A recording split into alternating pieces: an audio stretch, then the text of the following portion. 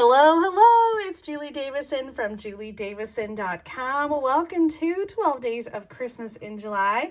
We are on day 9 and I have a brand new gift to unbox for you and a brand new project to share with you. 12 Days of Christmas in July is my daily video series. It corresponds with the 12 Days of Christmas in July gift box that many of you got. It's a curated gift box with 12 individually wrapped gifts plus a bonus gift from me. I'm so excited that you guys have been joining me every day. We are almost done with this daily video series, and it has been a bit of a challenge to come up with a new project and do a daily video, but I have loved it so much, and I hope that you have too. Please make sure to give this video a thumbs up if you are enjoying 12 Days of Christmas in July, and don't forget to subscribe to my channel so that you don't miss out on future card making videos. Today is Wednesday, August 2nd, 2023, and I placed a Demonstrator pre-order for the new mini catalog with a whole bunch of sneak peeks to share with you, so you are not going to want to miss that unboxing video. So definitely make sure you turn on your notifications so that you don't miss out. Well, today I've got a different Christmas project to share with you using the So Very Merry stamp set. This is an online exclusive product that you can get right now, so you don't have to wait. If you're not a demonstrator, you can get this one right now, and it's so much fun. I wasn't going to get it because it has a lot of coloring, but I changed my mind, and I'm so glad I did. I've been seeing some really cute samples, and so we're going to use the angel stamp today with our day 9 gift. Are you guys ready to see what's inside this package? It's another thin one in a little brown paper bag. And it is a brand new product from the Angel catalog, which is kind of what I've been focusing on with the 12 Days of Christmas in July. It is the Foursquare decorative masks. I'm going to open up the one that I have. Another item that I haven't used until this video. So this has been a really great excuse for me to get and use some brand new products. This is part of our decorative mask line, and we've had some of these before. They are, I don't know what material they are. I wonder if it says on here. They're kind of like an acrylic, not acrylic, like an acetate. Really, it's like really heavy duty and laser cut with 4 different designs. So this one's called Foursquare. And I don't know why, I guess because there's 4 different square masks. The masks are about 6 inches by 6 inches. And we've got these 4 different designs. I was playing around with the embossing paste and did a little sample for you on Rococo, not Rococo Rose. Is it? No, Moody Mauve. I knew it wasn't Rococo Rose. So you could see what these look like with embossing paste. And we're going to use embossing paste today, but you can use these masks with blending brushes, Stampin' spritzers, markers. You can use them for all kinds of things. But my favorite way is the embossing paste because it's just such a fun, such a fun tool to use. So we're going to use some of that today. It comes in a little jar like this. We're also going to use the palette knives to spread the embossing paste. And this package comes with 3 different tools. So there's, they're just kind of different shapes. So we've got this one that's a kind of a larger scraper. This is probably the one that I use the most. And then there's one that is a little bit more detailed to really get in there. So we're going to use that today. I wanted to show you where these are at in the catalog in case you want to order, because you can get all this in my online store at juliedavison.com/shop. We're looking at the May 23 to April 2024 mini catalog, and right back here is where you're going to find it on page 136 and 137 of the catalog. So you're going to see the masks up here. They're item number 4 on the page. There are actually 2 different kinds of decorative masks. There's another one down here that are just different shapes. And then the one that I'm using today is called Foursquare. And then also on the page, you're going to find the embossing paste and the palette knives that I'm using. So all of this is on page 136 of the catalog. I flagged a few examples because I wanted to show you some of the different ways that the Stampin' Up! Concept artists have used the decorative masks in their card making. So here's an example where they use the blending brush to do the background on this Sweetest Cherries card. And then this one is actually the same mask and same technique with the blending brushes. And that's with the pansy patch. And then here's one where they use the embossing paste for the background on this owl card. And then we've got this one down here, which is either spritzed or blended, and using sort of this little X mask to do the background there. And my very favorite one is this sample here, using the blending brushes and that plaid mask. And I have just eyed this sample so many times. I almost decided to make it for you today, but I'm using the embossing paste instead. So I wanted to show you just some different ways that you can use the decorative masks. And I'm sure we'll be using them again in the future. But today we are going to use this one with the little dainty X's. I don't know if they have a more proper name. I will tell you really quickly that I'm actually not live right now. I am premiering this video live, but I had to pre-record because Claire's got an orthodontist appointment that I forgot about that is scheduled for the same time. So I'll be in the waiting room there and probably joining in the live chat. So drop a comment and say hello. Let me know what you guys are doing today. All right, we're going to use a piece of basic white cardstock with the mask and the embossing paste. And you might have some embossing paste that is older, and sometimes I run into this where it dries up. And so if you want to reconstitute your embossing paste, you can just add a little bit of water and kind of let it soak in and stir it up. And that usually works. So if you have some embossing paste and it's all dried up, do not worry. You can add some water and freshen it up. So you want to make sure that you're keeping your embossing paste covered in between uses. Some people I know will put a little piece of like saran wrap over the top to seal it better. The other thing with the embossing paste is you want to make sure to clean not only your mask, but also the palette knife right away when you're done crafting, because it will dry on there and get kind of crusty. So I just wash it in the sink. You can just rinse with water, or I use a little bit of dish soap and just kind of clean that up. So just a little heads up, make sure that you are not just setting it aside while you're crafting. You want to make sure to wash that right away. So I'll set it aside and do it as soon as I'm done with the video, and that should be fine. Another thing I was going to say, and it just slipped my mind. What was I going to say? Oh, it takes a little while to dry. It does dry pretty quickly, but I did some pieces ahead of time so that I could play around and share with you. If you want to speed up drying, you could use the heat tool. All right, I'm going to use a little bit. You don't really need a lot. I'm just going to take a little glob out with the palette knife, and I'm going to spread it. If you want to, you could secure your cardstock down. You can secure your mask down with like some blue painter's tape or something like that.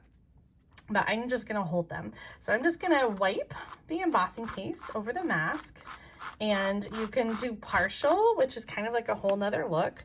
And let me show you, like on some of these, I just did, you know, like kind of sloppy, just doing partial, or you can just cover the whole thing. But most of it you're going to, I really have too much on there. Most of it you're going to scrape off. And so you're just kind of applying it over the mask and scraping off the extra to reuse in other places, if that makes sense. It's such a neat effect. And Claire and I were talking about some techniques we wanted to try, and so maybe we'll be sharing some samples on Facebook later, so you'll have to check it out. But she had the thought of creating like a rainbow background with blending brushes and then doing the white embossing paste over it, which is totally something my sister Amy would do. So I think we need to try that out. All right, we're going to lift up this mask very carefully, and you'll see the result is this embossing paste that has gone through the mask. And it does have some texture to it, so it is kind of raised, and just such a neat pattern. So I'm going to set this aside and let it dry. And I will tell you, if you are going to do a whole bunch of them, you're going to have pieces around the edge. And so what I did earlier is I just took my tool and I scraped all of that and then just kind of put it over here on the side, so that when I put down my next piece of cardstock, that it wouldn't get, it wouldn't get all sticky and messy on the bottom. So I'm going to put this aside and wash it off as soon as I'm done with my video. But let's bring in the finished piece that's all dry. I didn't finish all the ends there, and I kind of wish that I had, but it'll be okay for our card today. This piece is 4 inches by 4 1/4, and I also have some punched pieces with the new 2 3/8 inch circle punch. I'm using that dazzle paper, the more dazzle paper that I shared yesterday. I have a piece of balmy blue cardstock. Our card base is going to be fresh freesia, and then I have a scrap that we're going to stamp in color on. So I did tell you we're using the So Very Merry stamp set today, and I'm going to stamp in Memento black ink. And then we're going to color with some Stampin' blends. And, you know, the coloring is kind of intimidating for me. I am not very patient about layering colors, but I actually think that I'm really loving this sort of stained glass style because it's really easy to color. I am choosing the light and dark balmy blue and the light and dark fresh freesia, and I am just going to alternate each panel of the image with a light and a dark. So I'm not going to worry about blending at all. I'm going to do light and then skip and do light. So I'm doing the background in the balmy blue, and then I'm going to go back and do the alternating ones in the dark. That's going to be dark.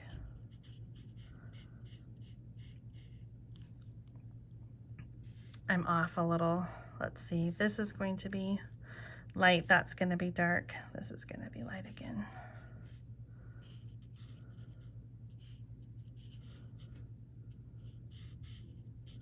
I love coloring with the Stampin' blends. It makes it so easy to fill in, and there are no marker lines. I think that's one of my favorite things about coloring with the Stampin' blends. We do have some other markers, the Stampin' Write markers, which are a water-based dye ink. Let me come in here. Here we go.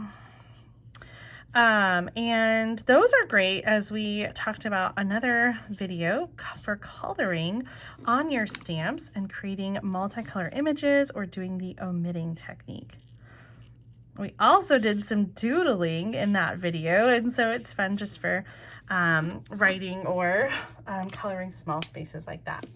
All right, so the balmy blue for the outside, and then I'm going to do the same thing here with the fresh freesia. So I'm just going to kind of alternate the different panels of the image with the light and the dark fresh freesia. I'm not sure. Oh, I'm using definitely, this is the light.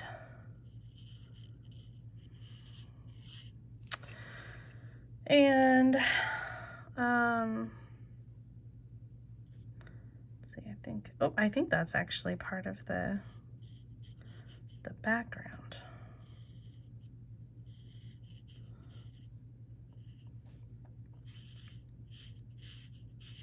It's a little tricky figuring out which which bit is which. Let's see, we need the dark one here.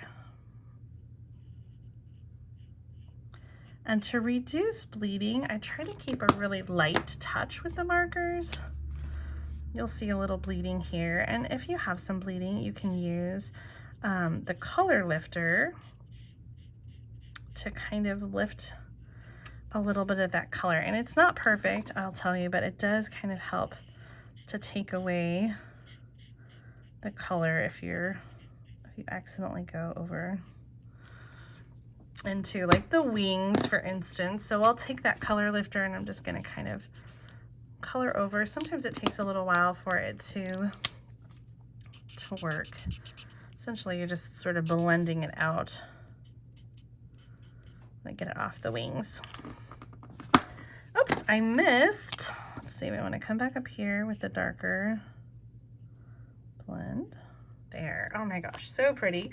And then for the wings, I'm going to bring in my Wink of Stella and add a little sparkle. I'm going to bring in the natural blends. This is 800, and I'm going to use that for the hands and the face of the angel. Oh, so pretty. I'm going to use that 2 3/8 inch circle punch, and it fits perfectly to punch out both circles, both the Santa and the angel image in the stamp set. And so this is the same size that I used to punch the other shapes. And I'm going to then stamp the words from the stamp set, Peace and Joy, on the balmy blue circle. we're gonna get our pieces kind of all put together here. I'm starting with that background that we did with the embossing paste. And I'm going to put it down so that the 4 1/4 is fitting all the way from the top to the bottom. And again, this is the one that's already dry. If we bring in the one that I just did on camera, it's still a little bit tacky, but it's not very smeary. So you just want to make sure that it's completely dry before you layer it on your card. All right, so our circles, I'm just going to kind of create like a little cluster of the circles like this. And I also wanted to bring in some of this white glitter organdy ribbon. Oh, I just love this ribbon. This is an online exclusive. It was in the catalog last year, and it carried over, so it's still available. Just a little extra sparkle. And I'm going to put that down underneath the angel. So it just kind of adds just a little something there. I don't know. I'm kind of on the fence about it actually, but we're gonna go with it. We're gonna do my little ribbon trick of adhering the ribbon to the back of the circle using some tear and tape. And then let's go ahead and start putting these down. So I'm gonna use some regular adhesive under the dazzle circle and some regular adhesive under the blue circle. And then the white one with the angel is going to go on with Stampin' Dimensionals. So let's grab those and I'll strategically place them around the ribbon.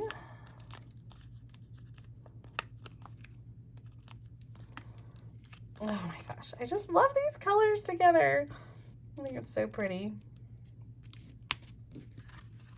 Oh, they're hanging too far over this side of the card. That's perfect. I was debating whether or not to add some bling, and I don't know. I feel like with the texture that we have in the background and the glitter paper, I think it's actually good. What do you think? Would you add any embellishments to this card? Here is the finished card, and I'll show you again the card I made yesterday, or showed yesterday. This is the little card I included on the bonus gift from me using the same stamp set, just a little bit more simply without coloring, and that same dazzle paper underneath. Oh gosh, I hope you enjoy this project idea. I absolutely love the way it turned out, and I know I'm going to be using this So Very Merry stamp set a whole lot more. In fact, I already am thinking about how I might make the same card using the Santa, maybe using the gold glitter paper, and I'm thinking about this plaid pattern in the background, maybe even on white to look like a candy cane. So I hope this layout inspires you to use whatever you have at home to create a card. If you've got some embossing paste, get it out today and play with it again and see what you think. Thank you so much for tuning in and watching. There'll be another video tomorrow at 1:00 p.m. Central Time, so I hope that you will tune in and see what I have to create. And if my order comes in time, it might just include a little sneak peek. Thanks again for watching. I'll see you next time. Bye.